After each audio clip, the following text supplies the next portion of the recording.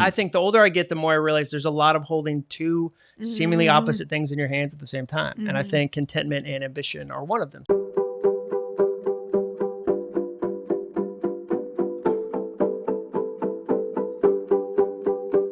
Hi, I'm Michael Hyatt. And I'm Megan Hyatt Miller. And you're listening to The Double Win Show. This week, we're talking to our friend, Jon Acuff.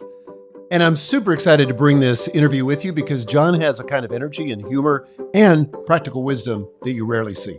Well, I think he has a perspective on goal setting that is very complementary to what we talk about and teach. I especially loved the part where he talks about goal setting and kids. Like if you have teenagers like I do, or maybe a little bit younger kids, and you're thinking, how do I get them into this conversation? There's a great little bit where he talks about that. He's just very practical. And he's also, as all of our conversations are, he's very vulnerable.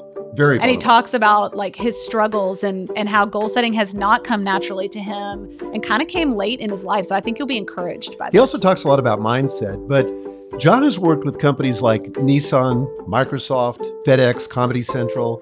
He's written several best-selling books, including Finish, Give Yourself the Gift of Done. Love that subtitle. Soundtracks, The Surprising Solution to Overthinking. And most recently, All It Takes Is a Goal, the 3-step plan to ditch regret and tap into your massive potential. I love that. He really inspired me about my own potential, and I think you'll feel the same too. So here's our conversation with Jon. Jon, welcome. We're so excited you're here. I'm excited to sit close to you. Okay. Yeah. And we are, in fact, sitting quite close. Yeah. If you're ever a guest on our show, cozy is the rule of the house. I love it. So, increasingly here in Nashville, where we both live, there have been a lot of creatives, a lot of content creators who have moved here.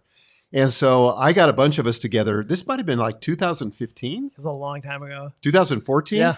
And we got a bunch of people together. Who was there? Donald Miller, Josh Axe, you, Lewis Howes. Yeah. Oh, that's right. He came to town. That was kind of the occasion. Yeah. I think Jeff Goins, maybe. I think Jeff Goins was there. Rory Vaden. Oh, yeah. Yeah. And so we ended up taking some photos and we called it the Nashville Mafia. That was fun. That was 9 years ago. Oh my gosh. Yeah. Your hair probably wasn't gray then. It was on its way. It was like one night it just decided, this is what we're doing. Out. Yeah. I'm started to wear readers now too. Oh yeah. Because I started to say things like, this restaurant's so dark. Yeah. Why is the font of the menu so small? But have you started pulling your camera out and turning the flashlight on? No, that's what I avoided. You have one of two options, readers or flashlight. And the flashlight is, might as well say like, I love Murder, She Wrote. Right. Like that's just not, I'm not there. I'm not doing it. Yes. I love that. Okay, so on this show, we talk about winning at work and succeeding at life, the double win. And we're going to talk about your work around goals because that is a big part of the double win. So we'll get to that in a minute. But I want to kind of go down a little personal path that maybe you don't talk about a whole lot. I don't know. But I'd love to hear, what does it look like for you right now to win at work and succeed at life? Like how does that look in your season of life? Your kids are older. Yeah. And you travel a lot. And you travel a lot. Travel. Well, one, it's not an either or. Yeah. Like I don't, one of the things I tell people is that contentment and ambition aren't enemies. Ooh, so I'm I love very that. content. I'm also very ambitious. Okay. Unpack that because that's a big idea. Yeah, that's really big. So I think there's a lot of people that think for me to be content means I no longer have ambition. And I don't think that's true. Yeah. There's a lot of people that think for me to be ambitious, I can never stop. I can never enjoy it. I can never pause. And I think both can live in the same person. I think the older I get, the more I realize there's a lot of holding two seemingly opposite things in your hands at the same time. And I think contentment and ambition are one of them. So I'm very content in my life. I can't believe I got to have lunch downtown and walk here. And this, like, we live in a postcard. Like there were people vacationing as I ate lunch by me. And then I'm going to drive 10 minutes home. My kids have great schools here. I love my family. And at the same time, I want to use my talents more. I want to steward my talents well. I want to grow things. I want to have the business get bigger. So that's where I start from, is that contentment and ambition aren't enemies. And then, in different areas of my life, am I putting time? Am I putting creativity? Do I have family goals? Do I have personal goals? Do I have health goals? It's not, if my business succeeds and my family fails, my business has failed. Right. So I've been around, my big thing is I love looking at somebody who's 10 years ahead of me, 12 years ahead of me, because I always say, like, we have access to time machines They're called people who have already done what you're trying to do. And if you'll be humble, you can learn from them. So I love to meet somebody who's 58, 62, 64 and go, what are they doing? How do I get there? Yeah. And how do I make sure that I don't end up with a ton of money and kids that don't talk to me? Or I don't end up with a really amazing family, but my health, I can't enjoy my grandkids because I can't move around. So I'm always figuring, okay, which of these kind of levers do I need to be turning right now? Where can I have goals? Because I just met a lot of leaders who were really successful, but were on their 7th marriage, or were really successful, but died early deaths because health hadn't been a priority. And I'm pushing back on that idea that it's one or the other, or it's 2 of the 5. You guys talk about the 9 different things. I think if you're active, you can focus on all 9. Yeah, I think so too. Do you find yourself having to constantly adjust? Because for me, we often use the metaphor of balance. Yeah. And one thing about balance is you're constantly adjusting, right?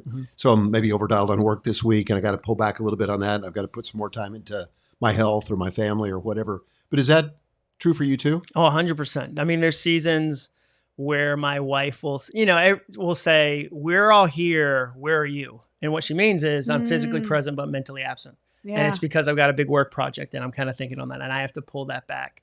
But I was thinking about that, like, especially I think that we write too many books about burnout and not enough about stewarding your gifts.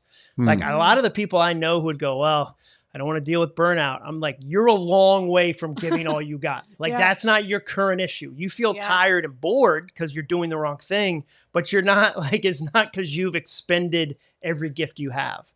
So I would say my wife holds me in check on that. I have friends that'll say, hey, we haven't noticed you at this meeting, in 4 weeks in a row. Is everything good? I can measure that on running and working out. Am I missing workouts? Like, is that dialed down? But I think the idea of balance has a degree of perfectionism with it, if you're not careful, where every week won't be the same. I don't like when influencers online go, here's my schedule and it's always exactly like this. I don't have it always exactly like this week. I'm much more flexible now. Like one of the things I've learned as I got older is that rigid goals are fragile goals. So if I create a system, a schedule that has to be followed to the letter every day, that's when I get in trouble. I have to have the flexibility to react to something new. So if one of my teenagers asks me to do something, I clear my calendar, because a teenager asking you to do something with them is a miracle. It's a gift. So like 2 weeks ago, it was a Monday at 9 a.m. and my daughter was like, hey, can we go to the coffee shop? And of course, on Monday at 9 a.m., I'm in grind mode. But I also recognize she's going to college in the fall. There's not a million of these. And then the next day, my oldest daughter was like, can we play pickleball at 8 a.m. on this Tuesday? Again, I'm thinking, but like, I know of those 2 decisions, I'll be able to work all the time on any Tuesday I want. The chances of my daughter asking me, can we play pickleball, pretty narrow. Yep. And because of the nature of my job, I have a little more flexibility and I'm able to make those choices. There's other times when I didn't manage that well as somebody who really enjoys working, and I had to pull it back. Okay, so just to follow up to that, forgive me, Megan, we fight each other for questions because we get so energized. Yeah. So you said that there's not a conflict between ambition and contentment. Yeah.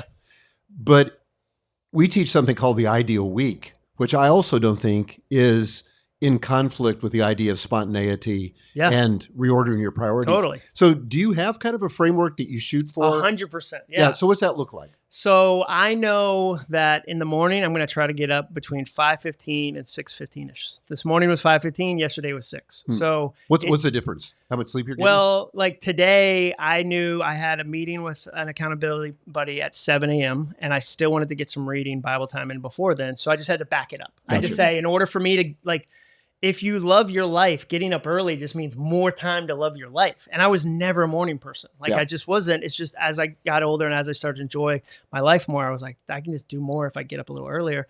And so I got, between 5:15 to 6:15ish is when I get up. I'll do a quiet time. I'll read. I'll often work out if it's a season where I can do it in the morning, but sometimes I'll put it in the afternoon. If I'm in the middle of a big book writing season and I know my best hours thinking wise are from 7 to 11, I'm not a sponsored athlete. I can't give the best energy time to a casual activity like running. It's important, helps me with mental health, makes my pants fit, makes me a nicer person, but it doesn't get prime time hour in certain seasons. So if I'm in a book writing season, 7 to 11 is me trying to write. And then I'll do meetings from like 1 to 4. And then I'll try to turn off at like 5. And then I would go to bed earlier than my wife. She's like, I'm a go to bed early guy. She's like, no, let's stay up till 10. And I'm like, all right. And then I'll read some fiction at night. So nonfiction during the day, fiction at night. And then that's pretty much it. But yeah, that's the schedule I try to, but then if something important comes up, then I'll move stuff around. So today I met with Bill Hampton, who's helping me with my business. And he was like, hey, we can meet at 8:30. I didn't say to him, well, that's my writing hours. And so I'm in charge of it. My wife's like, you asked me like, when do you have to pull back? I have to pull back when my wife will go, wow, you have a really bad boss and it's you. So like if I'm making myself do stuff and I'm acting like somebody else is making me do it and I go, I gotta do this. She's like, oh, your boss is terrible. Like your boss makes you work all night and it's you. And so that's a wake up call for me. Yeah. So in that situation, I go, Bill's time is valuable. It's kind of rare. I'm going to shift my schedule to honor his time. It's going to be really important to me. It's going to be high energy time. That's worth being flexible. But I don't meet with Bill every week, So I love the ideal week. I love the flexibility because what I see is go-getters tend to be perfectionists, and you're too tight if you react in anger to spontaneity. So if your first response is you're mad, like if my kid comes into and that's happened before. Yep. The joke I do is like, have you ever been doing a quiet time in the Bible about patience and your kid interrupts it and you go, I'm reading the Bible. I'm doing yoga. I'm learning peace and meditation. Stop it. And you're like, oh, I just did the opposite of the. And so I'm always kind of keeping that in balance. Yeah, that's really good. You mentioned a couple of minutes ago the idea of stewardship, and it was closely followed by the idea of ambition. Yeah. How do you think those things are related or different?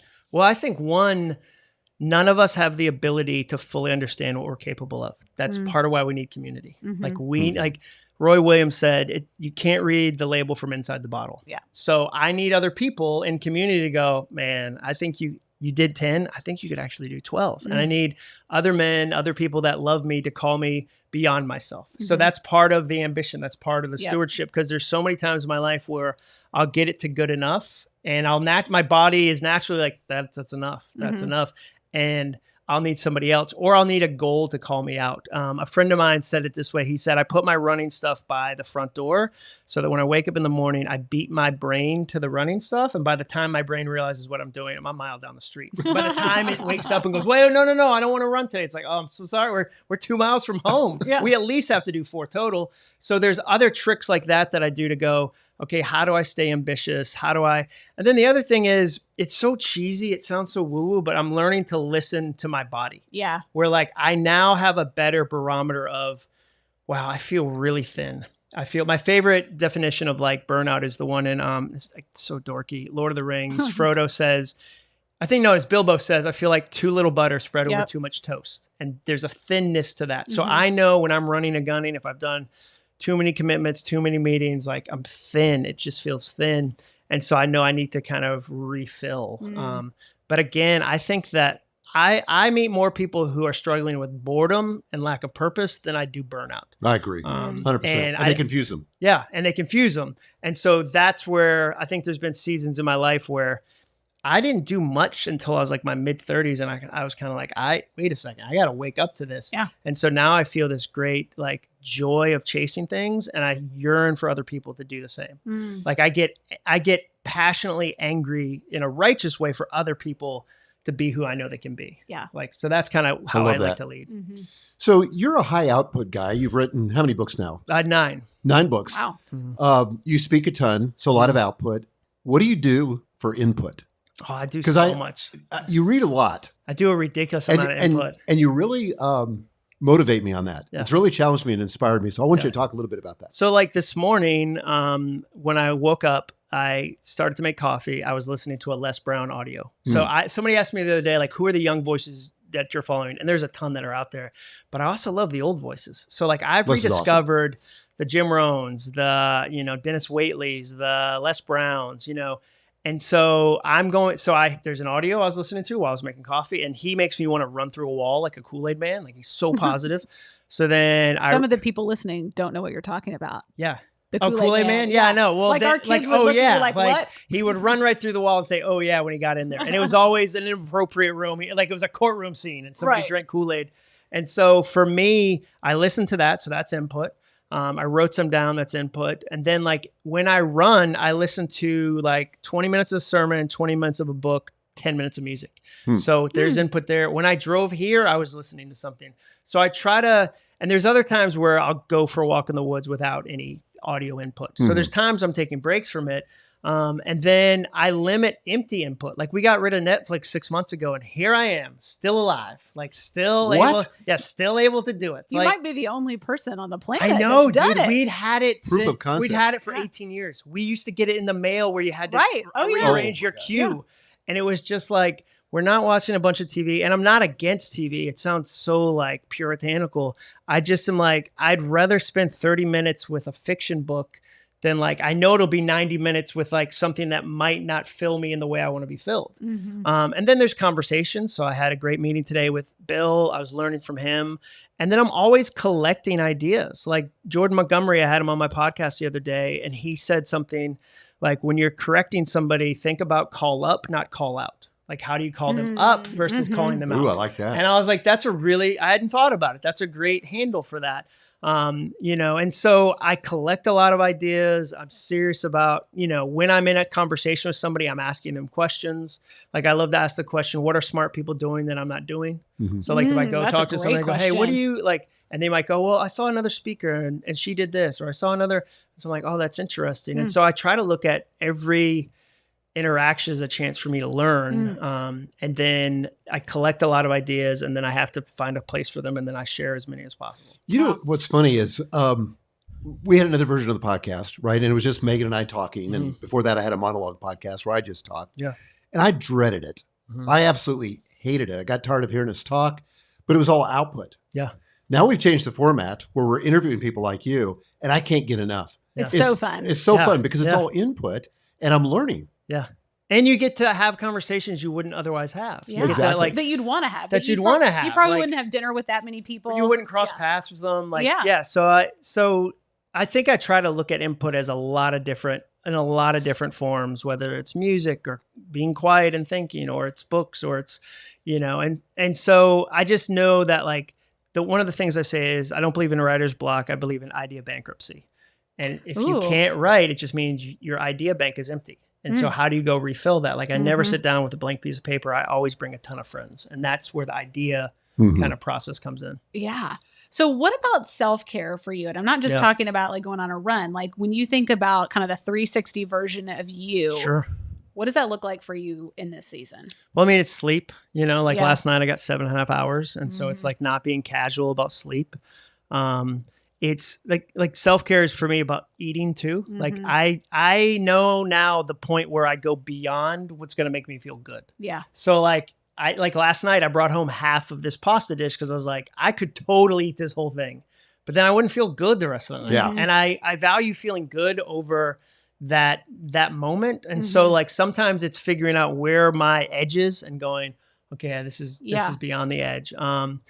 So I think that's part of my self-care.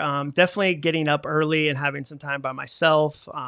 Admitting I'm an introvert, that I have a ton of introverted tendencies. And so is that like a new revelation to you? Oh, 100%. But like you don't read 100 books if you spend a lot of time with people, like that. Like, so like for me, and here's how I know it. Like I have an easier time in a keynote than I do a panel. Because a panel is extroversion. A keynote is introversion. People think my job is extroverted. It's not. Yeah. There's one person with one mic. I control that whole situation. Yeah. It's not a conversation. A panel is extroverted. That's more challenging to me. Interesting. So I think learning about that about myself, connecting with friends is part of my self-care. I go see this guy, Chip Dodd, for counseling. So like being in a active counseling relationship, like not just a crisis counseling relationship, but I need a tune up every 6 weeks. Yeah. And I don't want to, that's part of the self-care.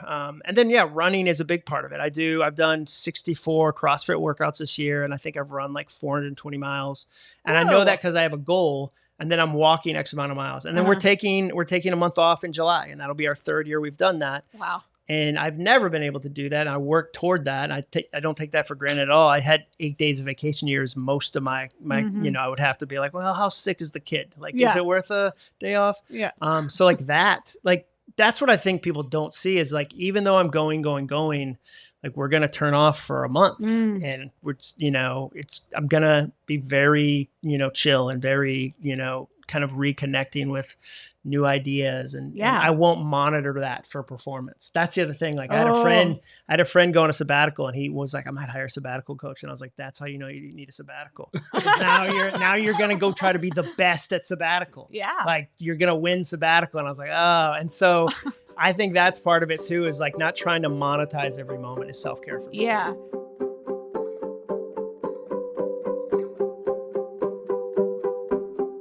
There's so many questions I have here, but one of the questions I had was about boundaries. Is that challenging for you? It's challenging for me because I want to be liked. Like I would say where my boundary struggle is I want people to really like me. That's my problem. So it's hard for me to say no.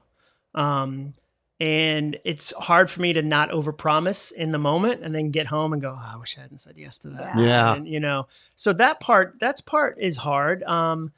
It's also hard, like with work, I'll know like my wife, the thing she'll catch me at is working. So she like, if I disappear for 10 minutes and it's supposed to be a Saturday and she comes up and I'm on email, she's like, whoa, well, mister, I just need to get something out of the office. Now you're answering an email. So that's a challenging boundary for me because I love what I do. Like your boundaries with yourself. Boundaries with myself, boundaries with the promise too. that I made to her. Yeah. So yeah, I think boundaries that way are challenging, but the biggest one would definitely be, I really, really want to be liked by people, and that could be healthy and unhealthy. Yeah. And when it's unhealthy, I've got no boundaries. And I'm saying yes to the person that's in front of me while saying no to everybody else, including family. And I think that can be really that's often invisible. I mean, we're not conscious of that in the moment necessarily while we're saying yes, because we're caught up in, that's exciting, feeling liked and having novelty and all of that. But then we don't remember, but that means. Well, and here's the other thing boundary wise is learning to say no without needing anger to be the reason. Right. So sometimes in order for me to be brave enough to say a no, I have to like say to all my feelings, hey, who will handle this one? And rage is like, I got it. And then like somebody asks me something very like chill and I overreact because I feel insecure and then it's angry and then I have to apologize. And so like, I'm learning to set boundaries that aren't long, that aren't disclaimer. I would so sorry, like that don't apologize, but are just short and they're calm and they're not like, I'm mad you asked me, those kind of boundaries. Doesn't make the other person wrong or you wrong. No, Yeah. I find and are true. It's a lie if I say I would love to do that, but if I really wouldn't love to do it, I just lied. So also listening to the words I'm saying and going, oh, that was a lie. I wouldn't love to do this. Yeah. Like I would hate to do this. Yep. I'm really trying to get to the place where I can say no without feeling the need to explain. Yeah. Just no's, like Oprah says, it's a complete sentence. Yeah. Mm. I had another question, and this is just my own curiosity. What's your Enneagram number? So that's funny you say that. I was on Ian's podcast. Yeah. And Ian Cron. Yeah, Ian Cron. He said, because I've tested at 7 for a while, but I think I'm a 3. I think you are too. And he was but a really healthy one. And Dave Barnes said to me, he's like, you're either a 3 or you're the most goal-driven 7 who's ever existed. I was like, yeah, I think I'm an achiever. I think because when something doesn't have a point, even if the point is just to have fun, I'm like, what are we even doing right now? Yeah. What are we even? And so you struggle with that. I do. Yeah. So I would say 3. Yeah. Yeah. So I have one. Let's go. Quick thing. So I just finished reading Cal Newport's book, Slow Productivity. Oh, yeah. One of the things he talks about is how in kind of a burnout culture or an overwork culture, that the way that we know when it's time to stop working is stress. Like that's sort of the only acceptable reason not to continue working is stress. Do you find that to be true? Yeah. I mean, I have to, you know when it's time to stop working? Set boundaries on stopping. So like, and I have to like, I kind of look at it when we had young kids, we would do outdoor activities that made it difficult for them to have their phone. So kayaking naturally made it difficult for them to have the phone. We didn't have to have the phone fight. You're in a boat. There's water. So I like to do activities that make it difficult for me to work. So I would have a hard time if Jenny said, let's just sit on the couch for 3 hours today. It's a Saturday. And do nothing. I would have a heart, like I would feel restless in that moment. I can do some of that, but like if it was a 4-hour stretch of us just being like just sitting there. This is a great hack. Versus if she said, hey, let's go on a hike and have a long conversation where we plan the next year. Like let's be, look, one, we're getting the endorphins, we're outside, it's so good for you. That for me makes it hard for me to work. It's very difficult for me in the middle of a hike or for me in the middle of a card game, you know, like, so I like active recovery that way versus just sitting there. Like I know that about myself. And so I try to find ways that I make it difficult for me to work, you know, and difficult for me to plug back in, or grind or grow. Or another boundary would be like, I like to sketch. If I post me sketching online, it's over. Like now I've got an audience. So like I'm trying to find things that are for me that I don't grow, that I don't share, that I like. And it kind of reminds me, Al Andrews, our mutual friend, he said one time to me, he said, is it ever hard for you to have an idea and not share it immediately? And I was like, yeah, not even immediately. Which platform? Everywhere. And he goes, well, right now you have a keg party lifestyle. Like you're serving light beer and people are coming in getting idea. He said, you need some wine ideas. You need some ideas you have on a shelf for 9 years, 10 years, 11 years. Talk with a small group of friends, but let them ferment, let them grow, let them strengthen. So I'm also like, what's the wine idea that I'm quietly somewhere growing and I'm tending it, but I don't need it to be out and about. Like, and then like a friend of mine, an accountability partner, he said this to me maybe a month ago. It's kind of talking about input. And he said, people who say on their, you know, on your deathbed, you'll never say you wished you worked more or spent more time in the office, hated their jobs and didn't like the people they worked with. Like that's like the only way you say that is if you hated the office and hated the people you worked with. If you loved what you did and felt like you were impacting the world and loved the people you work with, spending lots of time with them is a good thing. And I think that, so I push back on that idea of like, I don't want a job I have to escape from. I can overdo it. Just like I have a compulsive streak where I can go like, I do one thing I love and I go, I bet 100 would be even better. Yeah. So like Lego, I did that with Lego sets. Like I bought a Lego set and I was like, this is pretty good. And then I bought like 50, like over a period of time. But it was these like displayed in your house somewhere? As many as my wife will let me. Yeah. But eventually it was like, I didn't have joy in it the same way because I had overdone it. Yeah. So I'm very, as I approach 50, I'm like, okay, I don't want to take this joy past joy into compulsion. I don't want to take this joy. So what's the line? How do you know? Well, sometimes you know because you go over it and like sometimes like healthy for me is recognizing quickly when I've gone over it and pulling it back. I don't need the 40th Lego set. On the third, I go, let's take our time. Let's really, I feel like we're sprinting through this now. That's the other thing. It's like, I feel like we're sprinting through this. Same with books. Like I was listening to books at 1.6 speed. I was like, this is panic attack speed. Like that's too fast. Like it just wasn't enjoyable. And I wasn't getting anything out of it. And it stressed me. It was like having a really small person talk quickly in your ear. And I was like, this isn't. So now I pulled it back to 1.2 because one is too slow for most readers. Like it's so true. It kills me. 1.25 or 1.2. Perfect. They make you read slow. When you go read your books, they tell you to read slow and you're like, so no one things like this. that have been helpful. Like when I go past it and I pull it back and I go, okay, that's right. Oh, here's another one. I won't run a marathon. I've run 10 half marathons. My wife knows if you do a marathon, you're going to get into like compulsive training. Like that's where you're headed. So out of a commitment to me and to her, I'm like, you're right. I'll do half marathons. They're great. And I know that it would become an ego thing where I would just want to tell people I ran a marathon. Like it wouldn't, for other people, it's completely healthy.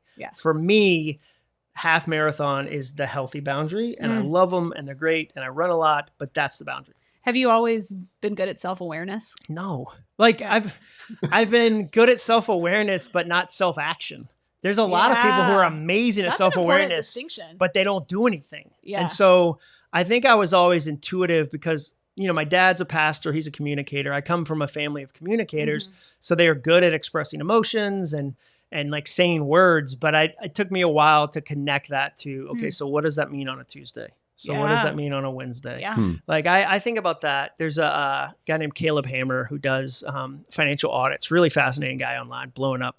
And he'll tell people, you're not a credit card person. He's like, that's not a bad thing or a good thing. You just aren't built for credit cards. Like the way you function, you're not a credit card person. I love that framework of there's some things I'm not. I'm not a marathon person. That doesn't mean like that's bad or good for anybody else. That's just, I know that about me. Yeah. But I'm a big believer, like you should keep an owner's manual. Like you should have a running owner's manual of, oh, that worked for me. That idea. That didn't work for me.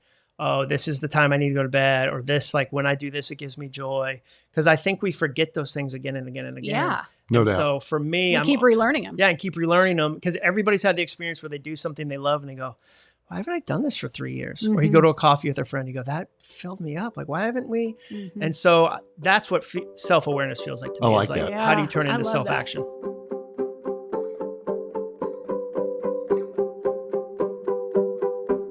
Let's turn the corner and talk about goals. Sure. We've written on goals. We have courses on goals. You've written on goals. Yeah. Have you always been a goal-setting guy? No. Okay, that's interesting. No, like, and I asked that. I love that question, because I'll meet people and go, did you have like a small business in the womb? Like, were you like selling things in the maternity ward? Sometimes you meet entrepreneurs that are like that. And they're like, I had a lemonade stand. I was 3. No, like it took me till my mid 30s. Like I was really, and I think that's why I feel so passionate now. Like I hit a career plateau. I was a senior content designer at Auto Trader, and there was no super duper senior content designer position. I had hit the ceiling. I was done. And my wife was kind of like, hey, like you either need to do something else, or like we're stuck. And like we had no money. I had no time. And that's when I started to blog. Like I started to go like, I'm going to write some, and a friend at work encouraged me to do it. I didn't even come up with the idea. And then I started to really like it. And I talk about this in my book, All It Takes Is a Goal. Like then once I had a desire, I wanted to feed it more time. I feel like the desire gives you discipline, not the other way. I've never met somebody who just woke up one day and said, today I'll have persistence. Like today I'll have discipline. Like it's always in the service of something greater than you have right now. Right. So like my shorthand for that is I want you to find a goal you love so much it makes Netflix look boring. Like, cause I watched less TV in that season, not cause I was disciplined, because I was like, man, if I get up an hour early, and cause I didn't stay up late last night watching Alias, then I can write I can write the blog for another hour. That's amazing. Like TV was giving me nothing. And like, that's when I started in the commute. I would practice speeches in my car as I drove to work, because it was dark. I didn't have any other time. I would give my speeches to the steering wheel. Like, and so, but I missed that hour for 5 years of that commute. And then when I had a thing that I really wanted, and I was like, this thing needs to be fed time. I got 2 kids under the age of 4, full-time job, Atlanta commute. I was like, oh, I'll do that. And then on the drive home, I'll call freelance clients, because I'll start to freelance. And so then that's when I just felt like goals are the fastest way to get anything you want. And so then I couldn't do enough. And then it was like, I talked to other people and they'd been doing them since they were 22, and I'd be so jealous. I'd be like, oh, you have a 12-year head start. And then but then I'd meet a ton of people that are like, no, I don't really do goals. I don't. And I'd be like, how are you not? Like, what is your desire? Life's greatest hack. Yeah. So that's what got me into goals. So what did you think you knew about goals before you started researching it that you learned was kind of myth? Yeah, that's a great question. I think I wasted a lot of time on blame and victimhood. So I would look at other people and go, oh, must be nice. They must have connections. They must have money already. They must have, like, I did a lot of time blaming versus sitting down and going, okay, how do I take personal responsibility for where I am? What amount, and because you could say I'm too busy. That's just a form of blame. Like I would do amazing things if I wasn't too busy. And so when I stopped and I was like, wait a second, people like me get to do goals. That was the biggest, revelation, was like, it's not for special people or different people or privileged people or rich people or whatever. Like anybody can do them. And there's like Mel Robbins has this thing where like, no one's coming. She has this riff that's really popular. It's like, no one's coming. No one's coming. It's got to be you. And the reverse is true too. No one's stopping you. Like no one is coming. Like when I started to write, there weren't 100 people that showed up and like, you don't get to write. Like I was kind of like, oh, if nobody's going to stop, then I'm going to keep doing this. And then the biggest revelation was that the door was unlocked the whole time. I just had to turn the handle. And so like, I think I made a lot of excuses early on. I'm like, well, here's why I can't do this, or that's for other people. And knowing that I got to do it and it was possible changed everything.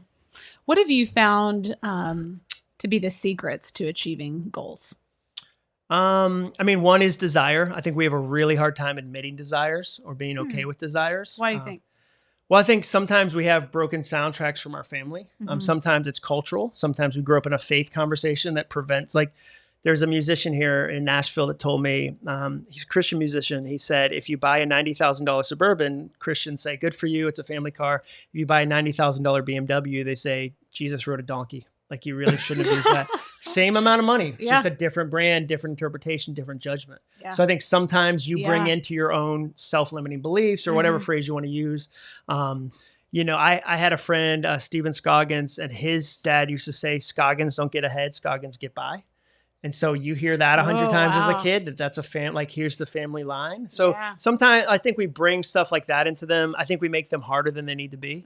I meet people that'll go, I want to write a book. And I'll go, that's great. And they go, I want to write a book so my dad knows my career choices are all right. And I'm like, whoa. No wonder it's hard for you to write. Right. Take it to therapy. It's like, you just have to prove to your dad you're a good person as you write. Like, every word's going to be torture. Like, don't make an already difficult thing more difficult. So like, sometimes we make it harder than it needs to be. Sometimes we've never seen it done. But as far as like secrets, my whole thing is like, great thoughts turn into great actions turn into great results. So if you can get the thoughts right and then actually act on them, you'll actually start to see some results. And then it's the stuff that you guys talk about all the time too, is having a community, having like, it's so, we know it matters but it's so easy to isolate. And then the last thing would be, culture's not built for you to succeed. Like I said that to our friend Josh Axe, like, Netflix doesn't want you to do well at your goals. That's not their goal. Like, Hulu doesn't want you to write a book. Like, even dating apps don't want you to get married, because then you break the business model. Their goal isn't you find long-lasting love after one date. Their goal is you have 100 meaningless hookups and never unsubscribe. So you have to at least admit culturally you're up against some challenges. Like Netflix is really good. Like Instagram is really good. And they're spending billions of dollars to get your attention. And so I think, you know, that's not to say you couldn't have been distracted in the 80s or the 90s, because I was there. I remember being distracted without all those things.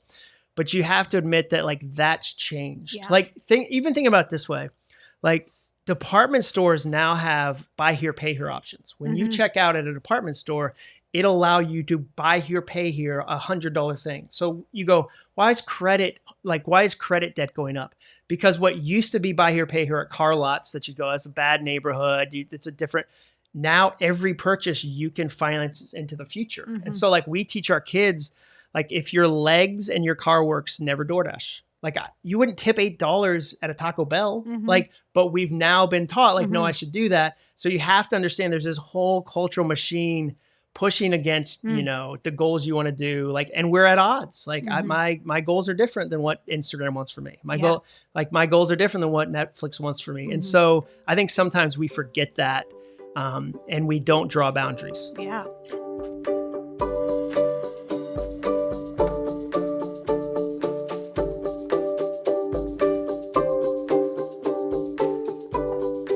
This is a little personal, so you can answer it or not answer it. But what goal have you struggled with the most? Because I think we all have like a thorny goal. I've had my version. Oh yeah, I know this one. Yeah. So what? And then how did you deal with that?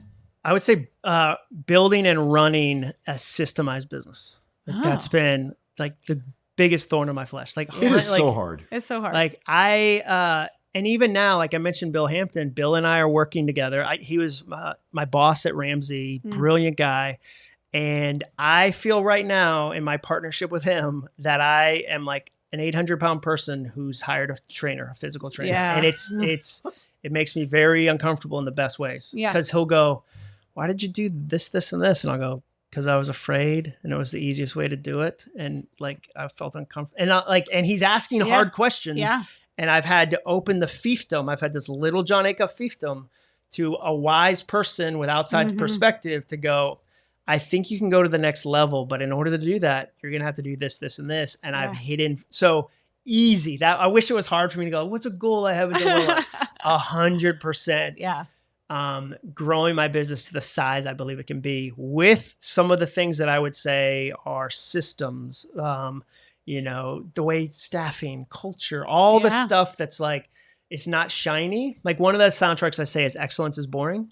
Like like winning is exciting, but excellence is boring. It's all the things, it's all the follow-ups, it's all the thank you notes, it's all the things that nobody sees, but that's the stuff. Like that's the stuff that matters. And so making time for that, valuing it, and surrounding yourself with people that can ask hard questions. Like Bill is asking hard questions and is going like my business won't look like it looks like right now a year from now. Wow. That's exciting. That's amazing. Is there a goal? This is sort of the inverse of what you just asked. Is there a goal where you achieve something really big, but you would have never achieved it without a goal? I would say like 90%. Like the joke I do, like I have this joke where I go, why don't people, succeed? And I'm always like, I can't speak for them, but I don't like doing difficult things because they're difficult. Like they're hard. Like as easy as writing a book is, not writing a book is even easier. As easy as going to the gym is, not going is even easier. And I'll say, have you ever nodded before? I could nod all day. So like, I am very like, I heard a Swedish author, I wish I could remember his name. And he said, my brain and I are not friends. We are coworkers working on a project called Life, and it is not going well. So another line I'll do is that you're the most persuasive person you've ever met. And I'll say that to people and go, because every bad decision you made, first you talk yourself into it. And I'm like, this is going to go well. This is going to work out for us. And so, no, I mean, writing books, like writing is very challenging for me. Like I have to sit down and really I track the hours. I know I'm at 223 this year because I write down each hour. Like I track the hours I focus. Like, so if I shared all the tools it takes to keep me going in the right direction, like listeners would be like, that's too much. This guy, he needs to go to counseling. I would say, that's one of the tools. So I would say the majority of what I've accomplished has been because of goals. Like I have a theory, and let's see if this is true for you. And that is I chronically underestimate how long things are going to take and what they're going to cost. But I actually think that's a life hack. Yeah. Because I think if anything I got into that was meaningful, if I'd really counted the cost, I would have never done it. So I stopped resenting that and started embracing it. That's one of the many reasons I love your stuff. That's 100% true. If somebody told me, and somebody did tell me this. I remember I was at an event. I shared the stage with John Maxwell, which is awesome. And then we did a book signing line together. My table and his table was next to me. And there were 500 people at his table. No one came to my table. And like people had like wheelbarrows full of his product to buy. And they'd get out of line for a second and go, love your blog. Like not in a buy your stuff way, but I'm going to be over. And then they'd get back in line. And a dude came up to me from behind. He patted me on the back and goes, 10 years, buddy, 10 years. And he meant it as encouragement, but like, I didn't want to say decade. That's all it's going to take, decade. So if somebody told me at the beginning, hey, all you have to do is like consistently write books, consistently speak for like 16, 17, 18 years. Like I graduated college in 98. So I've been a professional writer for 26 years.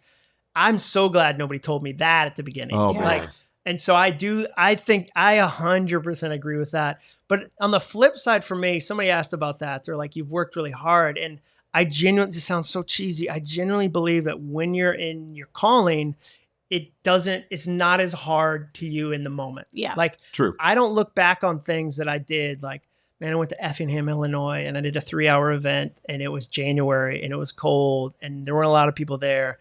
And the guy forgot the clicker. So like when I got there, he goes, left the clicker at home, just say next. And I was like, for 3 hours? I'm going to have to say next 187 slides. Like how far is home?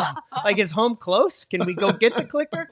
But even in that moment, I don't look back on that and go, oh, that was so hard. I go like, no, that was even in that moment, I always say like, find something you love that even with the delayed flight, you're smiling. Nobody I know is like, man, yeah, I love a canceled flight. Nobody loves that. But even that, I'm like, but did I get to be on stage for 45 minutes and do what I feel like I'm best at and really impact a lot? Like that was worth it. Like, so if you have the blessing of bumping into that, like that's what you hold on to. And it doesn't feel as hard as you might think. So if you're talking to somebody who keeps setting goals, they're not achieving them, or maybe they're 50-50, what would you say? Because I think that's a lot of us. Well, I would say I would try to diagnose what the problem is. Like, is it an overestimation? So like, I always say, like your calendar tells the truth. So a lot of times your desire is divorced from your calendar. And you're doomed. So true. And so I'll meet people that'll go, I want to do these goals. And I'll say, well, how much time would they cost a week? And they'll say about 20 hours. And I'll say, well, how many hours of free time do you have in your week right now? And they go, free time? I'm really busy, 0. And I go, well, you have 20 hours of goals, 0 hour space.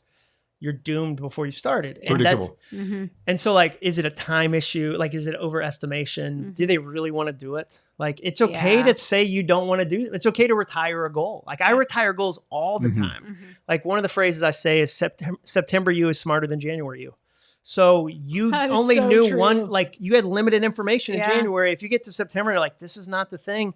Don't slug it out with yourself to like, go ahead and admit like, this isn't, I've grown, I've changed. This isn't a desire anymore. And so like, I like to audition goals versus come up with an annual goal. Ooh, I like this. Cause I think people in January, for you to come up with a New Year's resolution as a goal, which is probably our most popular form of goals, without ever testing it, is like speed dating somebody you marry that night. Like, and you'd never do that.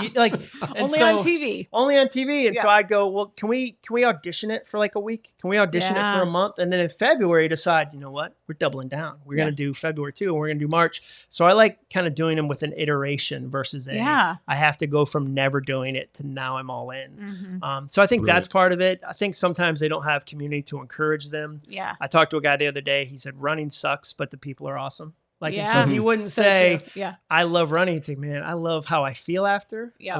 I mean, that's the other thing is like, I also fortify goals with soundtracks. So one of my soundtracks for difficult goals is I'll feel awesome after. I'll feel awesome after. Can you explain what you mean by soundtracks? Because I think people automatically go to music, but you wrote a whole book on it. They're buying it right now, just ordering as they listen to this. I wrote a book called Soundtracks about mindset, and the theory was a soundtrack is just a repetitive thought. And the key to mindset is you retire your broken soundtracks, you replace them with new ones, and you repeat those new ones so often they become as automatic as the old ones. So for me, I use that like, and it works, and it's probably going to end up being my best-selling book because it's a really easy handle and everybody has soundtracks. Yeah. So our team loves that book. Oh, I appreciate that. So one of my soundtracks, if for something I don't want to do, is I'll feel awesome after.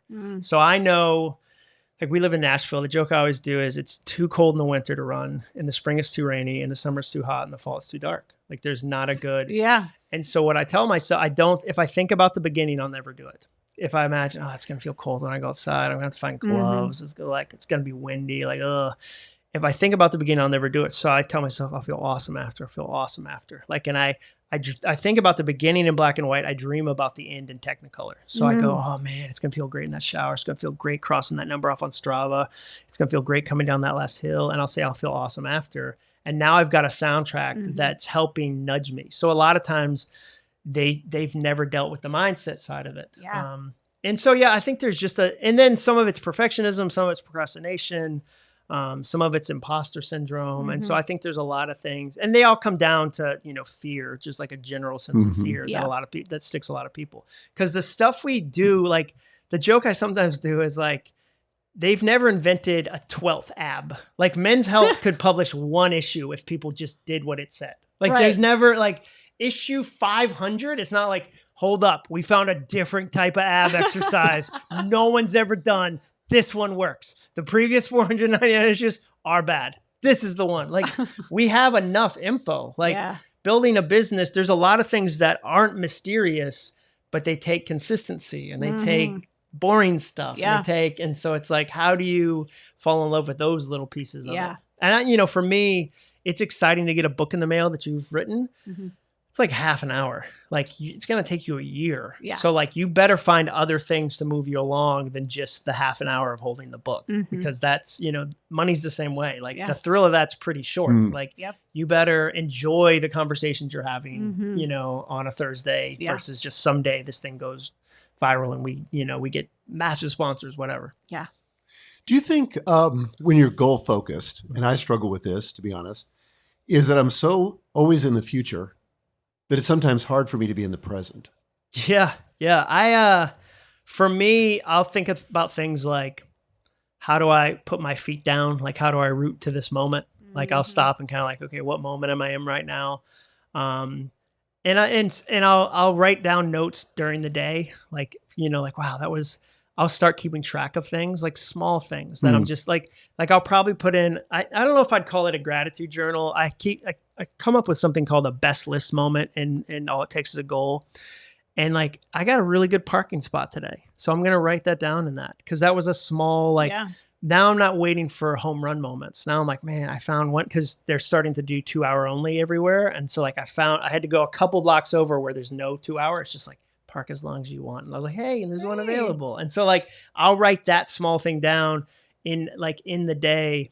But where my wife will kind of push back on me on that is when it's a Monday and I go, are we going out to dinner with friends on Wednesday? And she'll go, we'll figure it out Wednesday. And I'm like, oh, I gotta know. And that's where I'm moving into anxiety, and I'm living in a future versus like, what are we doing today? Yeah. So yeah, I would say I'm always trying to reroute myself to the moment I'm in. It's not automatic for me. You know, an interesting practice that I've begun, especially with my grandkids, like I try to get better at saying no. And now I'm in a season where I'm trying to get better at saying yes to the right things. Mm-hmm. So it's kind of like you were talking about, you know, with your girls, when you're being asked to do something in the moment and you just decide to say yes. You know, whatever the plans are, they just go away. Yeah. And I'm trying to do the same thing with my grandkids. And it's a really great strategy for being present. Yeah. And I would say it's like anything else, you can practice it.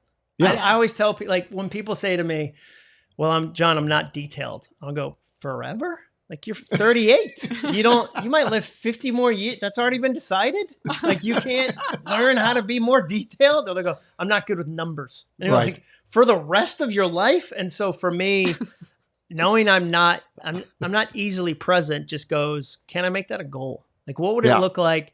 Okay. And try things like test it. Like, okay, I'm not going to have a calendar this week on vacation. Okay, well, let me see how that feels. Or I'm not going to wear my watch. Like I'm a big test it with a small action guy. So like one of the ones I talked about in the book, I wanted to be closer connected to people because I was getting isolated. Like my introversion moved into more of isolation. So I decided I want to encourage people. And so I came up with a list of 30 people. And for 30 days in a row, I texted one of them every morning an encouragement out of the blue. And I was like, hey, just wanted you to know, like every time I think of creativity, like Jeremy Coward, we mentioned him. Yeah. Anytime I think of the word creativity, like you're who comes to mind. Like it wasn't, and I didn't make it hard. I didn't write them long letters. And 90% of them wrote back and said, you don't know how much I needed that today. And so I took what was fuzzy, be a better friend. You can't execute against that, and made it kind of tactical and practical. And then I did it. And then at the end of the 30 days, I felt more connected to people. And so anytime, so if I said to myself, I want to be more present, I would probably find 4 or 5 actions that I could try in small ways. And instead of doing the extreme and going, I got to do yoga, I got to do a silent retreat for 3 months to figure this out. I would go on a Tuesday, what can I do to be a little more present? Let me try that 7 days in a row, 30 days in a row, see if it worked. And if it's something I want to add to the toolkit that keeps me moving in the direction I want to go. That's fantastic. Very cool.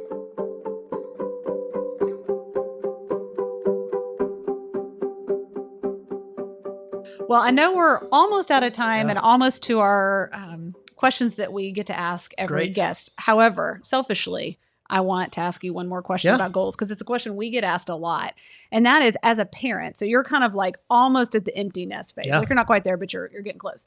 What would you say to parents about teaching their kids how to set goals? Oh, yeah. And what should they not do? What should they do? Like, great question. Give us your best advice. Great question. We actually have a book. My daughters and I wrote a book called How Teens Win that comes out in a couple months that we're really excited so exciting. About. What is the title again? How Teens Win. I just wanted you to say it a second time. Yeah. Thank you for saying that. Available everywhere. And they read the audiobook. What happened with soundtracks was it was the first time I'd ever had a book come out where parents asked for a teenage version. Yeah. Like the first 6 books, no one ever asked for a teenage version to finish or do over. And a book about mindset.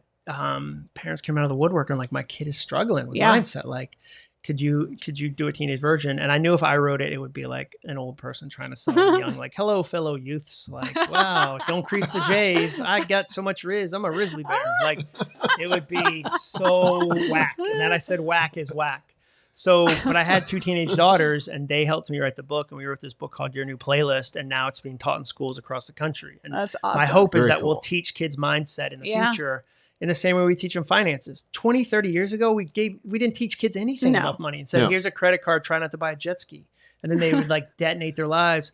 And so hopefully we'll teach them mindset, but that led to a second book, How Teens Win. So I would say a couple of things. One thing we've seen that works well with conversations like this is do it via audio.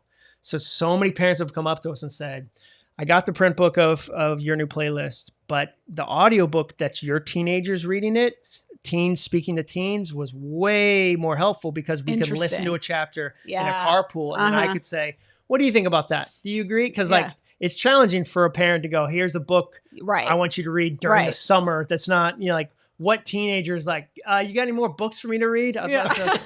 So one, I would say like play to that strength of audio connection time. Second thing is don't suffocate a passion. There's a real temptation as a parent where a kid expresses a little bit of passion and you go, she's an artist. I knew she was an artist. And every birthday present, every gift, every class, and you suffocate this passion that the kid had, and they just wanted to try 5 things. Yeah. And we have specialization culture where we make kids specialize really early. And like, it's wild to me that like a 9-year-old can feel it's too late to try something new because they didn't start playing flag football when they were 2. Wow. And my daughter felt that when she joined swim. She joined swim at 9. She saw that there were 5-year-olds there and she said, I'm so far behind, I'll never catch up. So the other thing I'd say around kids is don't suck the joy out of it in performance. So I just recently ran the Nashville half marathon with my youngest daughter, McCrae, and people were like, what was your time goal? What was your time goal? I said, we didn't have one. I had 2 goals. That at the end of the race, she didn't hate running and she didn't hate me. Because I knew as a parent, I'd be tempted. We got to train. And I would remove all the joy and she would never want to run again. And I would have. So wise. And then the last thing is give them the time to develop that you needed to develop. Like a friend of mine said to me, he goes, man, my 16-year-old, just a knucklehead. Like I can't get him up on time for all this stuff. And I said, well, how long, like what age were you when you kind of got disciplined and consistent? He said about 32. I said, well, no offense to you. Maybe your amazing parenting will cut 2 years off of that, but that just still means he has 14 years more. Right. And so I think where parents like us get it twisted is we find something that's true and amazing about life in our mid-30s or early 40s. And we don't want our kids to have to take as long to learn it. And so we put a pressure on them. And I did it the other day. That's why it's fresh in my mind. We have a drawer where we keep the car keys. And one of my kids couldn't find their car keys. And I was like, if you just put it in the drawer, and my wife was there and she was like, it took you 10 years, Jon, to trust that drawer. And I was like, right, I don't want her to have to pay the decade cost. Just learn the drawer, learn from my mistake. Yeah. And so recognizing that temptation to go, they're going to get some of their own bruises. They're going to get some of their own lessons. And that's part of, if you want to feel like you're out of control, have a kid. Like, because you can control them to a certain, and I used to not think I was a control freak. I used to say, I'm just a fan of certainty.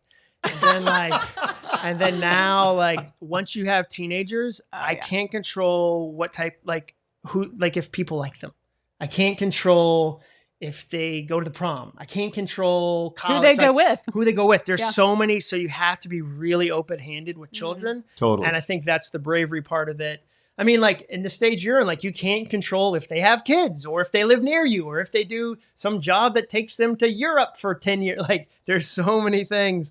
So I think that's part of it is like encourage them, support them. What I say to kids, like when I meet teenagers, I said this the other day to a teenager, he's 18 and he's starting to read more books, like kind of goal books. And I've been giving him some advice and I was like, dude, treat your parents like venture capitalists.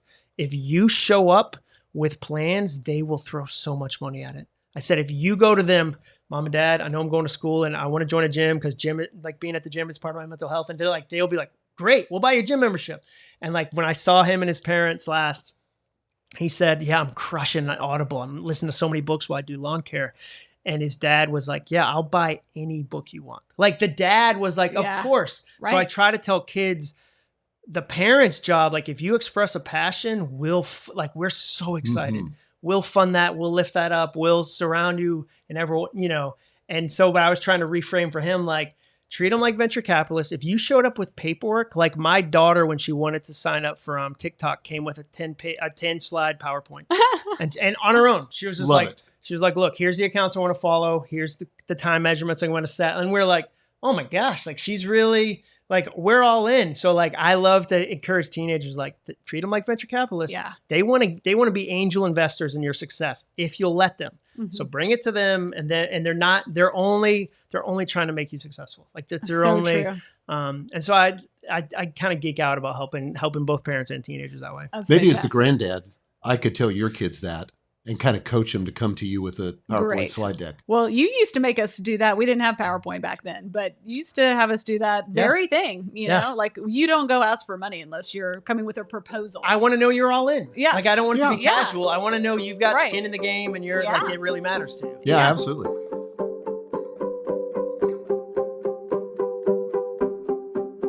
Okay, so we do a lightning round at the end. Sure. And we've got some questions to ask you. So first of all, what's your biggest obstacle for getting the double win in this season of your life? I would say vulnerability. I said the business stuff, like opening up with. I think you're so vulnerable. Yeah, but like. Or is it full vulnerability? This whole hour has been a lie. No, like opening up to invite other wise people to ask me hard questions that I then respond to. Like, so that's what I mean by vulnerability. Especially in areas where you know you've got to grow. Yeah, 100. And it's going to take me past my current kind of comfort zone. Yeah. Well, I often say the shortest distance between where you are and where you want to get is the truth. Yeah. And the faster you can get to that, the faster you can make progress. Yeah. Okay, second question. How do you personally know you've got the double win? Not that it's ever perfect, by the way. It's just not, you know. I know it when when my wife feels supported and loved, when my kids feel connected, when they know they can interrupt me. Like there's been seasons where I now practice being interruptible for a small group of people, not everybody, but like that they can come into the office and not have to apologize when they come in. Like, just go like, hey. So like for me, that's one of the, like, I'm getting the double win. That's fantastic. You know, it's interesting as we've asked this question now to a lot of people, the two answers we get are either my spouse is good, or I feel peace. And I think they're a version of the same thing. Yeah. You know, it's so interesting. Is there this is the last question, is there a routine or a ritual that is really kind of cornerstone that helps you do what you do? Yeah, I am a timer fanatic. Like I can't, it's hard for me to focus. So since last July, so a year now, I've tracked like effort hours, like where I'm dialed in on something that matters and I'm paying attention, and I've tracked them in a notebook. And I try to beat last month's total. And I'm so like setting a timer on my iPhone. By the way, you are Enneagram 3. If there's any doubt. Okay, good. This dude, I'm like, I've never thought of that. After you'll be like, he is crazy. But like for me, like that, using a timer to go, today I'm going to do this. And then the other thing I'd say related to that is being deliberate about my time the day before. Like knowing tomorrow, okay, like, so like today I'll review tomorrow and I'll go. And I do that every day and I do it all week. Like I knew on Monday, I got a meeting with guys on 7 a.m. Friday and I've got some other stuff. I'm not going to have time for a run. I need to run at 5:15. And knowing that gives me such peace. Like knowing I don't like to wake up without a plan where things are shapeless. Like I have a harder time on a shapeless Saturday than I do on a busy Friday. And again, working on it. But so knowing, being deliberate about my hours the day before. The soundtrack I use for that is like night me is a decider, morning me is a doer. Like night me is the decider, morning me is a doer. Morning me will wake up and if there's a list, let's go. Like heads down, go. If it wakes up and it's blank, morning me is like, yeah, maybe Instagram, huh? Like want to scroll a little bit? Like maybe we're like, and night me is very good at going, or late afternoon me is very good at going, here's the 3 things we're doing tomorrow. We're going to take care of this. Like, and there's just less stress. If I wake up on a Monday at 8 a.m. and I don't know what I'm doing, now I've got the stress of the week and it feels like it's breathing on me. If I do that Friday without the Monday breathing on me, completely different. Wow. So true. Well, the thing I'm wondering is why don't we get together more? I know. Man, I love this. We do a lot of the same things. I know. Yeah. This is so powerful. Well, if people want to find you, where do they find you online? Yeah, it's just jonacuff.com, jonacuff.com. I have a podcast called All It Takes Is a Goal, and All It Takes Is a Goal and soundtracks are available everywhere books are sold. Man, well, if you've enjoyed this hour listening to Jon, you will enjoy his writing. So get his books. All It Takes Is a Goal, the soundtracks book, all the other books that you've written. I appreciate that. But that'd be a great place to start. Yeah. So thanks for stepping in today. Yeah, thanks for having me. Thanks for being here. Of course. Fun. Meg, what'd you think of that interview? I loved it so much. And, you know, I'm just going to be like totally honest. I was a little worried given all of Jon's work on goal achievement. I thought, what if he says something that is like in conflict with the philosophy of goal achievement? I thought about that too. Yeah. That we teach. And in fact, it was the opposite. It was so complimentary. Of course, he has his own unique perspective, own unique story of kind of how he came to goals. And so I feel like I can easily, wholeheartedly recommend him and his work. I mean, we've known him for a long time, but I just found that he's very relatable. I love it when people share their struggles. Me too. It's funny. It's like, it's hard to do that yourself, especially in a public setting, but it endears people to you. And it made me feel like, oh, this is possible for me too. You know, like, I mean, that may sound funny to say since we talk so much about goals, but we all struggle with certain aspects of goal achievement, of pursuing the double win. And just to hear that other people who are very accomplished also struggle, I don't know. It just made me feel good. You know, I think another takeaway for me was it's easy to think of a guy like Jon who's very successful, an incredible public speaker, that he's kind of an overnight success. And maybe some of you haven't heard of him before, and all of a sudden you do. But I think he made it clear that this has been more than 2 decades in the making. Yeah. And he's put in his 10,000 hours. Yeah. You know, he's done all this stuff, including going to small towns and speaking and having to do all the things you have to do when you're, you know, just starting out. And I love that because it's easy to forget that. And it's easy if you're listening to this to compare where you are to where Jon is and say, oh my gosh, you know, I guess I just must not be that good. No, you just need more reps in the gym. Yeah. Well, I loved his idea about contentment and ambition. Oh, that was being incredible. 2 things that can live in tension with each other in a really healthy way, that you don't have to choose one or the other. Yeah, I love that too. And I think that, at least for me, when I hear things like that, where things seem like they're in conflict, I think Andy Stanley says it this way: these aren't things to resolve. There are things to hold in tension. Yeah, it's kind of like the tension actually keeps them both in their proper place. So on the one hand, contentment doesn't become complacency. And on the other hand, ambition doesn't become drivenness or narcissism. And I think that is a great way to frame that whole idea. Yep. Hope you guys enjoyed this show with Jon. And we look forward to seeing you again next week, where we'll have another amazing conversation with a significant thought leader.